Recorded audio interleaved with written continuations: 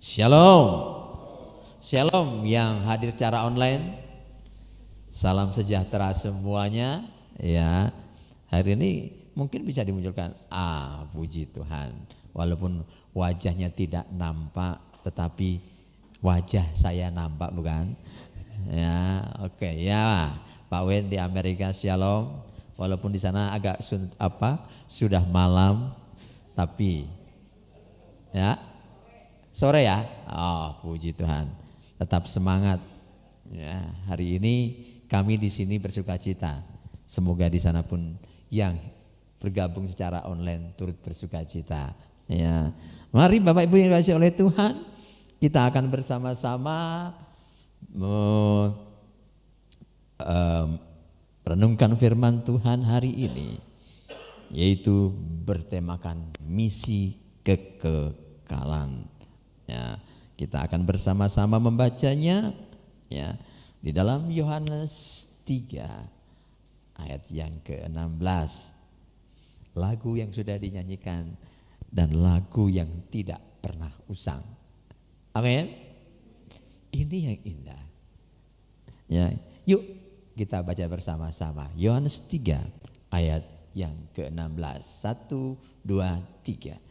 Karena begitu besar kasih Allah akan dunia ini, sehingga ia telah mengaruniakan anaknya yang tunggal, supaya setiap orang yang percaya kepadanya tidak binasa, melainkan beroleh hidup yang kekal. Ya, misi kekekalan. Bapak Ibu yang dikasihi oleh Tuhan, misi kekekalan adalah misi Allah bagi manusia yang berdosa.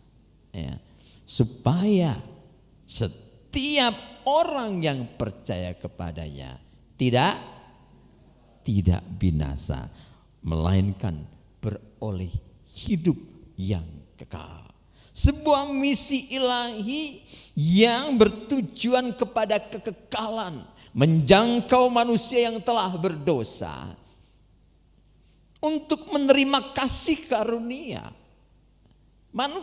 Allah tahu bahwa manusia itu tidak mampu berusaha untuk menggapai surga, menggapai kekekalan, menggapai damai sejahtera ilahi itu. Oleh sebab itu, saat Adam dan Hawa jatuh dalam dosa, Allah sudah merancangkan itu. Yaitu apa? Bahwa kasihnya yang tidak bisa dibendung itu, akhirnya ia berinisiatif untuk menyelamatkan manusia. Karena ia tahu manusia yang berdosa itu tidak mampu untuk menggapai kekekalan. Misi kekekalan adalah misi Allah untuk menggapai manusia, untuk menyelamatkan manusia, agar manusia memiliki hidup yang kekal. Itulah misi Allah. Ya.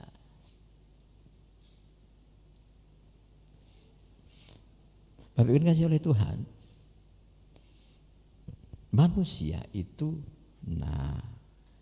suka yang dengan sebut viral. Viral apa itu?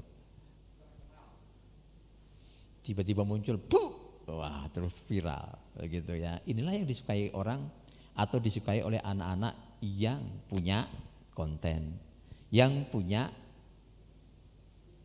bisnis. Karena apa? Wah, ini ada cuan di dalamnya, begitu kan? Ya, kalau viral, waduh, ini luar biasa. Apa yang viral? Berita-berita hari ini, semua itu menarik. Ya. Ada Aldi Taher, Aldi Taher mengarang lagu sampai lagunya dipakai di FIFA begitu kan? Waduh, jadi terkenal, begitu ya. Ada apa? Kemarin sepak bola Argentina lawan Indonesia, wah sampai negara-negara iri dengan Indonesia. Karena apa? Wah, ini kok bisa menghadirkan pemain top dunia bisa main di Indonesia. Ya, negara-negara menjadi iri dan cemburu dengan Indonesia. Berita-berita viral itulah yang disukai oleh setiap orang. Bahkan berita-berita negatif pun viral, disukai oleh orang lain.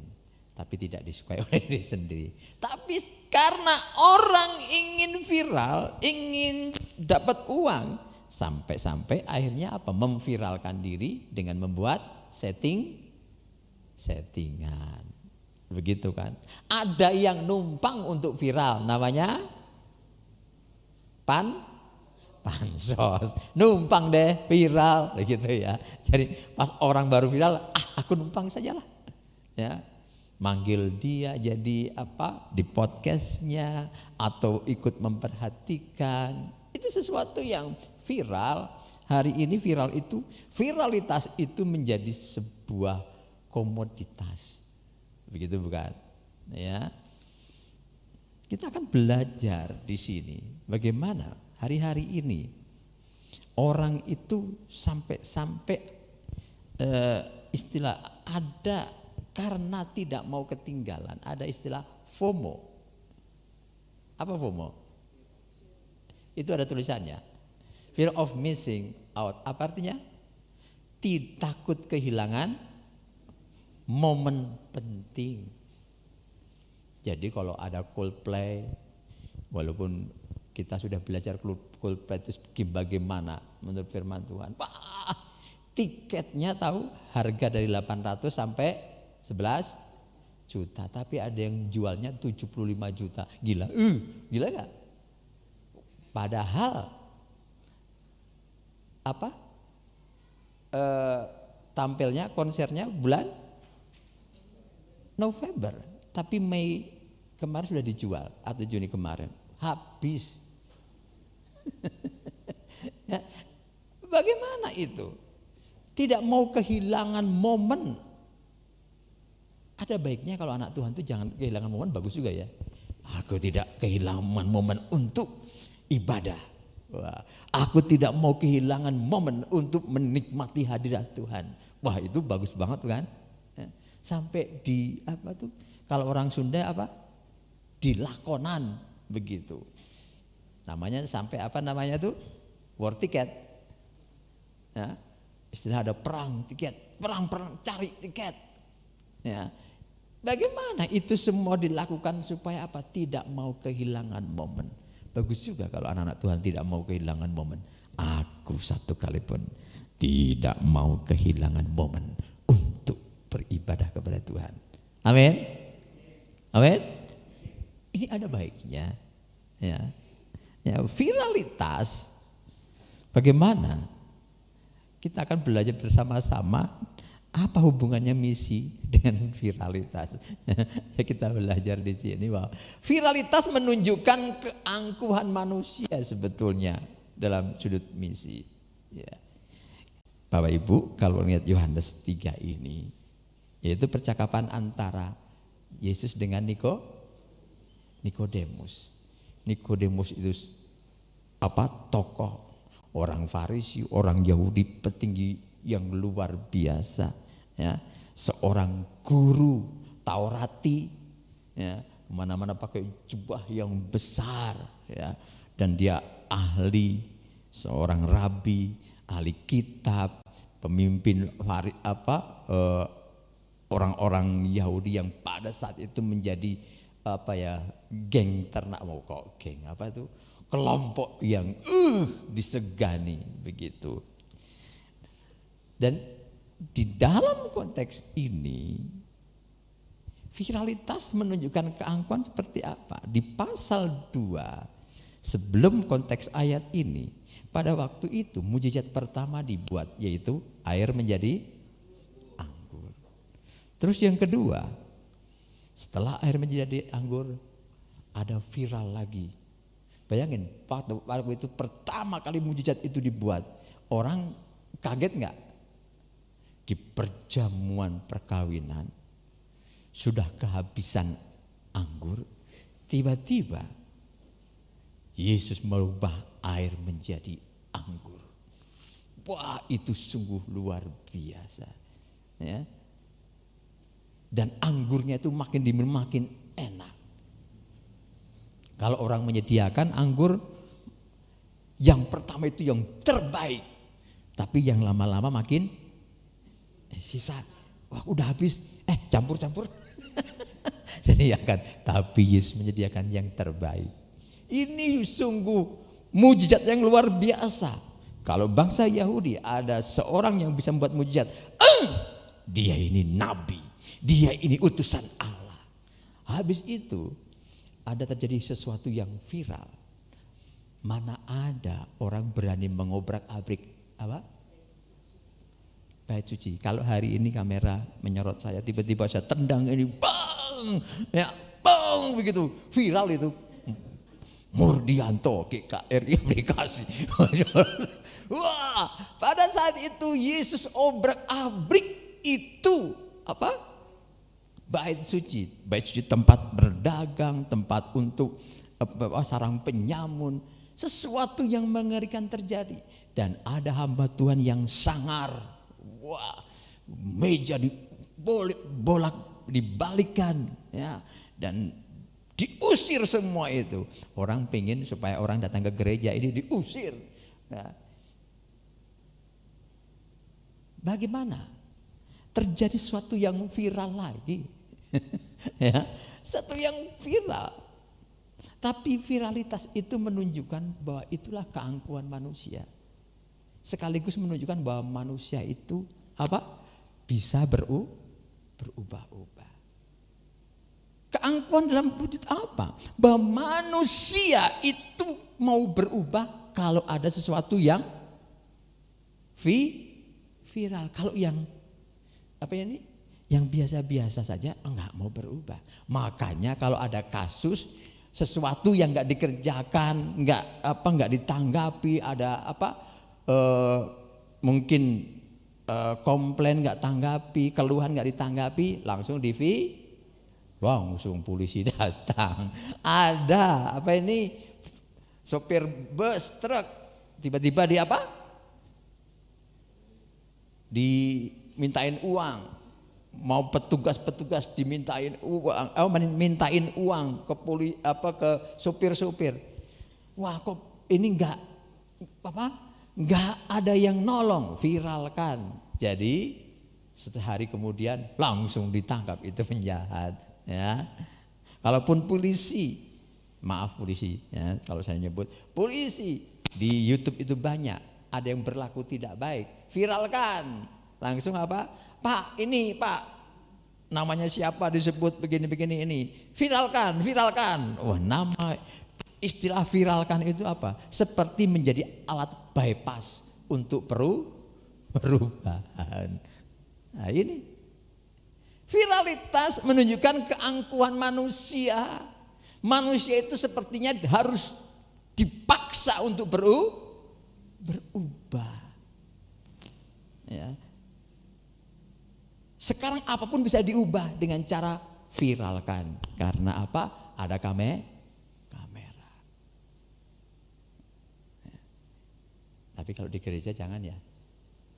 Ini Tuhan, wah Tuhan gua nggak berubah-ubah, viralkan. Jemaat itu nggak berubah-ubah, viralkan. Tidak. Di gereja harus penuh dengan kasih. Dan saya yakin kita semua saling mengasihi. Amin. Ini menjadi sebuah momen bagi dunia yang aneh ini. Viralitas itu menjadi sebuah tren, menjadi sebuah alat yang bantu membuat sesuatu seperti dilancarkan. Ya. Jalan yang berlubang nggak dibener-benerin, viralkan, begitu kan? Viralkan. Akhirnya presiden turun. Gimana Pak jalannya? Halus. Tapi yang di belakang itu sudah takut. Gimana Pak? Saya bisa tidur. Tapi itu mengerikan ya. Viralkan. Ini kasih oleh Tuhan. Yang luar biasa itu apa? Kehadiran Yesus. Walaupun tidak menghendaki viral, tetap pribadi dia itu viral. Amin. Amin. Dialah yang terbaik bagi dunia ini. Pada waktu itu banyak mujizat dibuat. Ya. Selain apa ini air menjadi anggur. Ya. tapi juga tindakan Yesus untuk mengobrak-abrik rumah Tuhan, menguduskan rumah Tuhan itu juga menjadi viral. Bahkan dibuat mujizat di mana-mana. Nama Yesus itu mulai viral di mana-mana, luar biasa. Ya, kalau kita lihat dalam hal ini, ayat yang ke-23, 25 pasal 2. Dan sementara ia di Yerusalem selama hari raya Paskah, banyak orang percaya dalam namanya karena mereka telah melihat tanda-tanda yang diadakannya.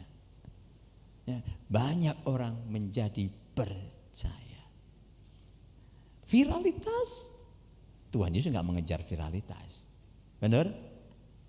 Tapi ini menunjukkan bahwa manusia itu berubah, bisa berubah karena melihat sesuatu mujizat yang spektakuler.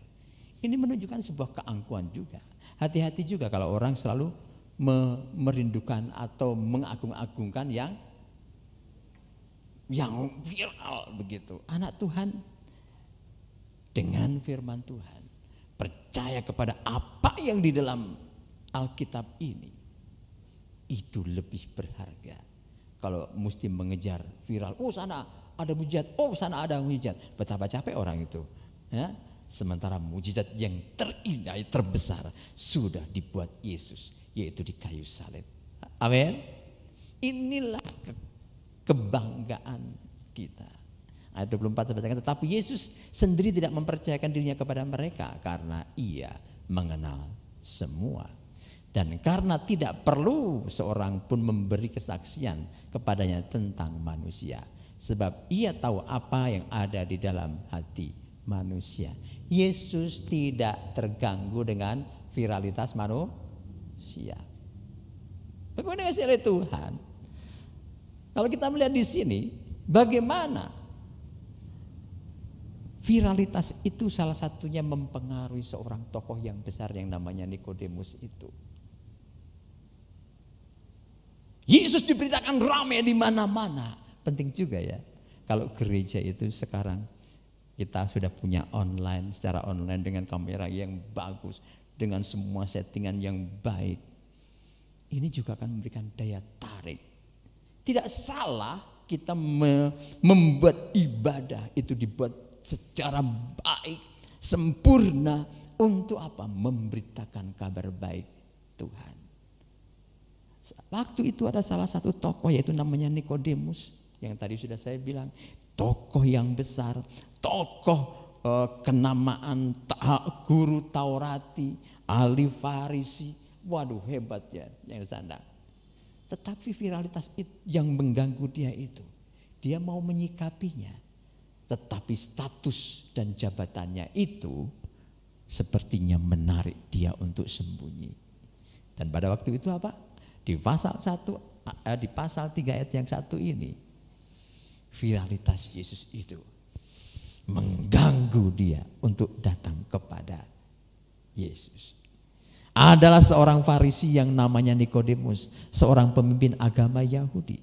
Ia datang waktu malam kepada Yesus dan berkata, "Rabi, kami tahu bahwa engkau datang sebagai guru yang diutus Allah. Sebab tidak ada seorang pun yang dapat mengadakan tanda-tanda yang engkau adakan itu jika Allah tidak menyertainya." Maha Guru ketemu Maha Guru. Tapi Maha Guru yang satu adalah dari Allah. Tapi yang satu dari manusia. Pengubah dunia. Guru itu kan pengubah dunia. Guru mengajarkan murid supaya murid dulunya belum punya menjadi punya. Dulunya belum berubah, akhirnya memiliki perubahan. Itulah guru. Dikatakan pengubah dunia, itulah guru.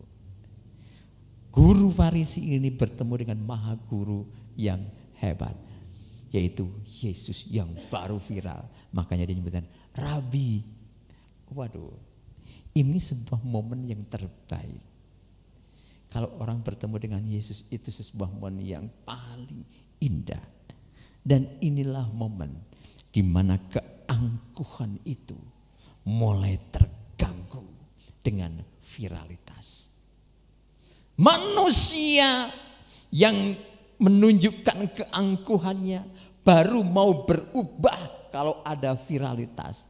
Baru mau berubah kalau ada teguran mungkin yang keras. Hati-hati.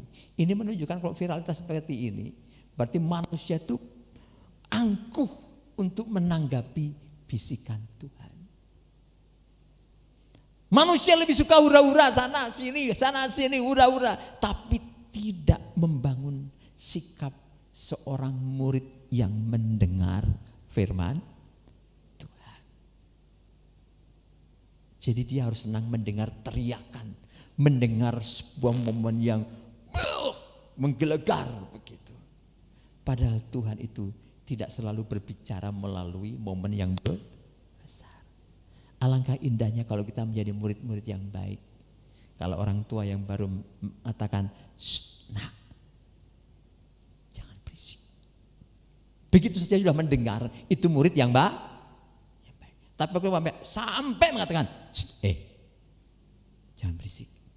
Masih enggak didengar. Sampai, oi, cicing. Ini berarti apa? Tidak memiliki kepekaan. Viralitas itu menunjukkan keangkuhan manusia. Bahwa manusia itu baru mau berubah kalau diviralkan. Baru mau ada kesadaran kalau diviralkan. Baru mau ikut kalau ikut yang viral. Ini tren. Ini keren. Aku mau ikut ke sana. Wah, ini luar biasa. Aku ikut ke sana. Bahkan dibanggakan menjadi kebanggaan. Oh, aku pernah ke sana. Yang viral itu. Sehingga apa? Tidak menghargai.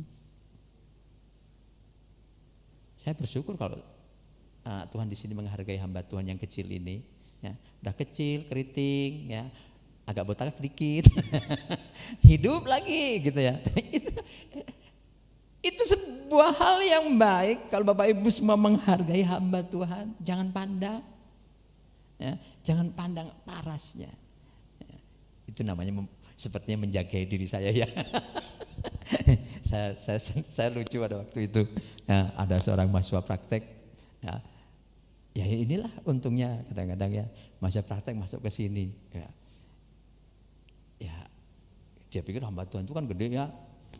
Begitu. Wah, ini saya salam ya biasa begitu salaman sama saya. Wah, ngeliat Pak Budi. Wah ini jangan-jangan hamba Tuhannya.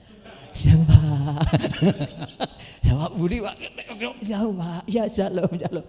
Tahu-tahu setelah lama-lama, hamba Tuhannya mana? Oh itu, hamba Tuhan kok kecil. Oh salah saya tadi. Oh Pak Budi bukan hamba Tuhannya.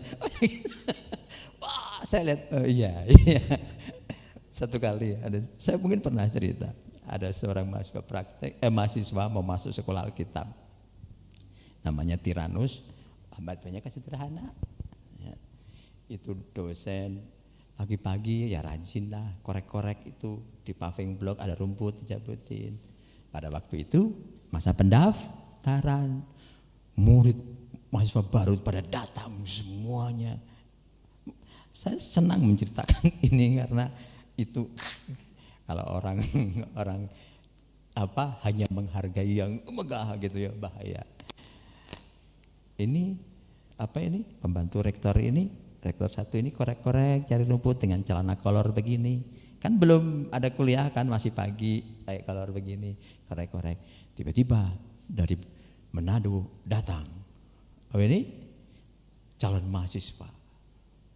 Angkot turun, koper besar diturunkan langsung nyebrang.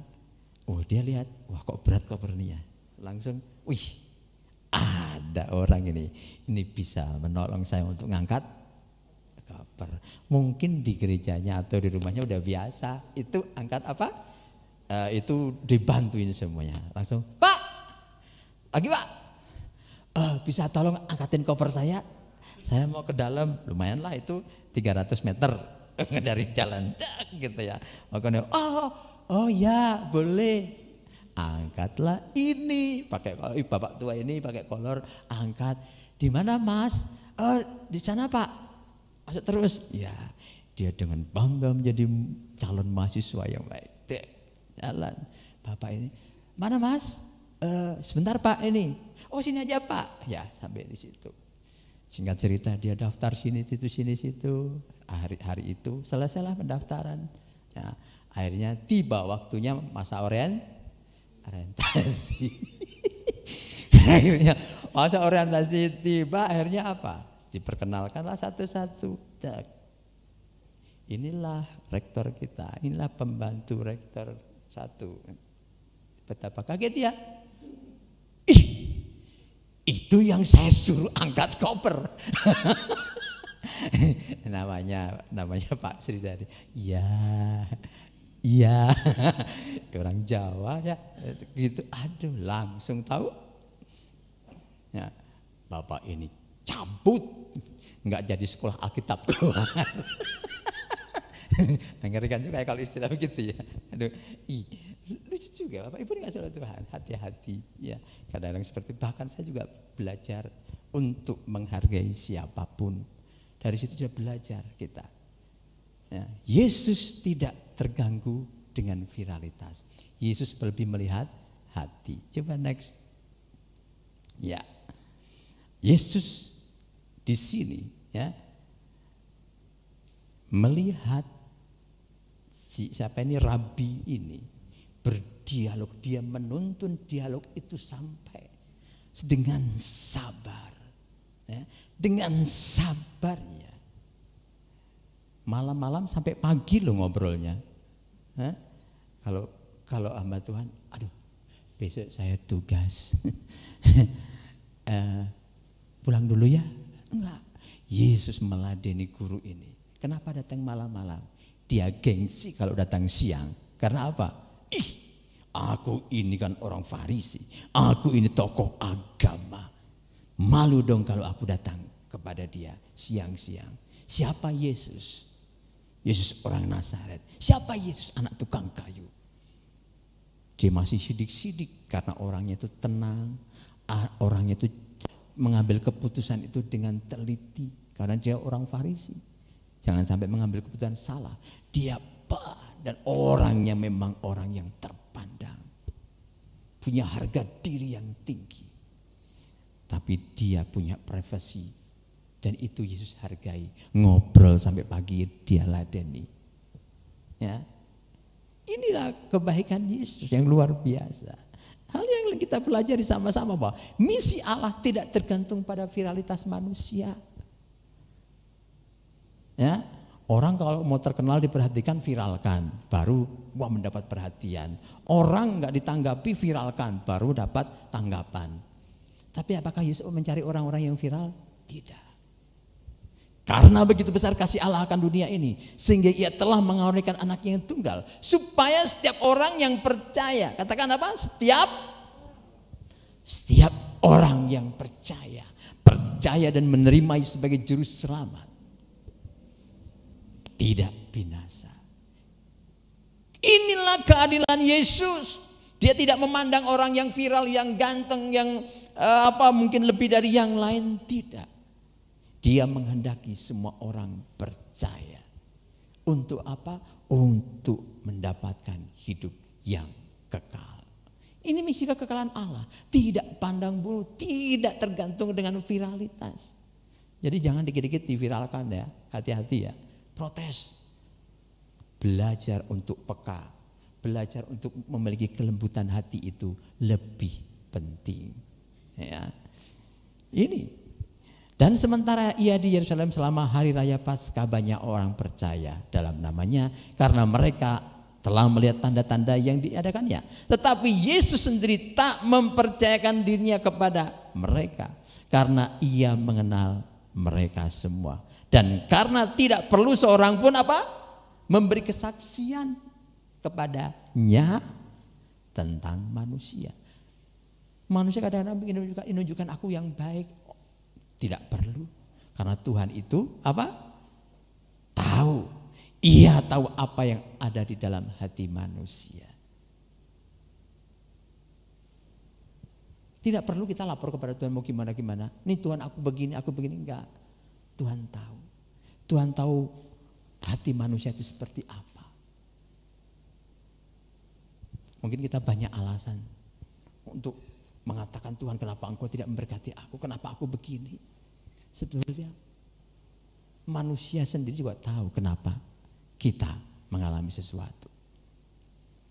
Tapi dikasih oleh Tuhan, kalau kita bisa menerima, menikmati anugerah, itu adalah karunia yang hebat. Amin. Kita boleh berdalih di hadapan orang, di hadapan kekasih kita, di hadapan anak, di hadapan orang tua kita. Tapi kepada Yesus, kepada Allah, kita tidak bisa berdalih. Pentingnya memiliki kelembutan hati, pentingnya memiliki kepekaan tentang hal ini. Bapak Ibu yang dikasihi oleh Tuhan. Ya, ini akhir dari Nikodemus yang luar biasa. Ya, Yohanes 19 adalah waktu di mana Yesus itu wafat dan dirempah-rempahi. Siapa yang hadir? Di tengah murid yang ketakutan, di tengah murid takut kepada tentara-tentara Roma, muncullah sosok yang pernah hadir waktu malam itu. Juga Nikodemus datang ke situ. Dialah yang mula-mula datang waktu malam kepada Yesus. Ia membawa campuran minyak mur dengan minyak gaharu, kira-kira 50 kati beratnya. Mereka mengambil mayat Yesus, mengapaninya dengan kain lenan dan membubuhinya dengan rempah-rempah menurut adat orang Yahudi bila menguburkan mayat. Orang yang angkuh pada waktu itu untuk mengakui dan percaya kepada Yesus dalam waktu yang mungkin 2 tahun lebih. Cukup lama itu percaya. Akhirnya apa? Di tengah semua murid ketakutan, dia seorang Farisi siap. Nah, di mana pada waktu itu orang Farisi, tokoh-tokoh Yahudi benar-benar tegak berdiri karena musuhnya itu apa? Sudah mati. Yang dia benci mati. Tetapi tokoh yang pernah menyapa Rabi kepada Yesus, Roh Kudus bekerja di dalamnya, melembutkan hatinya. Memang pada waktu itu oleh karena viralitas Yesus yang luar biasa. Penting kadang-kadang ya, gereja itu memviralkan nama Yesus. Bukan kadang-kadang, memang penting memviralkan nama Yesus. Siapa tahu ada yang percaya. Pada waktu itu tokoh ini 3 tahun mungkin kurang, akhirnya menunjukkan diri memiliki iman kepada Yesus. Berani menantang segala situasi yang ada. Dia hadir di tengah mungkin tatapan atau himpitan ketakutan dengan rekan-rekan sejawatnya. Siapa Nikodemus? Wih, dia sekarang percaya kepada Yesus. Bukankah Yesus yang sudah disalibkan menjadi orang yang tidak berharga, paling tidak berharga? Kenapa Nikodemus datang kepadanya? Bahkan memberikan apa? Minyak gaharu. Itu minyak yang mahal sekarang kan. Ya? Kayu gaharu itu kayu mahal, wangi-wangian yang sangat mahal. Dia persembahkan itu untuk menghargai, menghormati Yesus yang adalah Rabi baginya. Iman di dalam Yesus, walaupun pertama itu sembunyi, ditutup-tutupi, tapi akhirnya iman itu pada waktunya akan muncul, menunjukkan kekuatannya. Amin. Makanya anak Tuhan, tetap tangguhlah di dalam Dia. Nikodemus memberikan persembahan yang terbaik. Dia menunjukkan perubahan bukan karena viralitas, tapi dia berani menantang segala tantangan terhadap rekan kerjanya, orang-orang sesukunya, bangsanya, dia menunjukkan, ya, Yesus adalah Tuhanku. Yesus adalah Rabiku. Waduh, luar biasa ya. Bapak Ibu dikasih oleh Tuhan. Misi kekekalan Allah bekerja di dalam perbedaan, di dalam perubahan manusia, di dalam setiap keangkuhan manusia, dan tidak ada yang bisa menghalangi. Amin.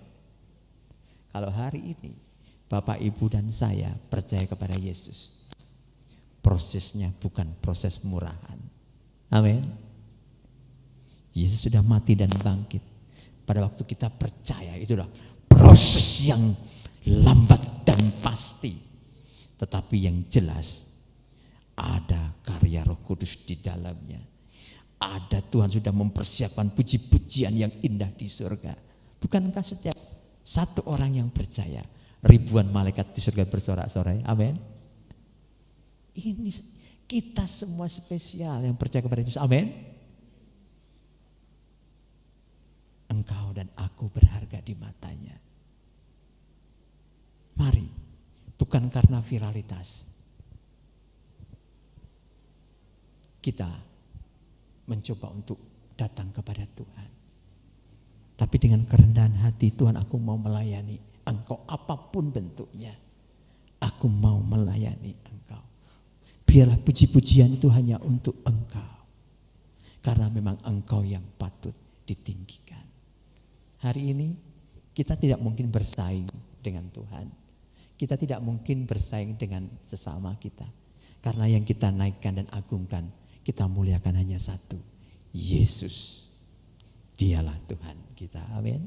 Kalau kita memberikan pelayanan, memberi yang terbaik karena Dia sudah berkarya yang terbaik untuk kita. Amin. Bekerjalah di kantor yang terbaik. Bekerjalah di usahamu dengan yang terbaik. Nikmatilah studimu dengan yang terbaik. Jangan asal-asalan. Muliakan Tuhan lewat hidup kita. Kiranya hari ini, ya, firman Tuhan memberkati kita.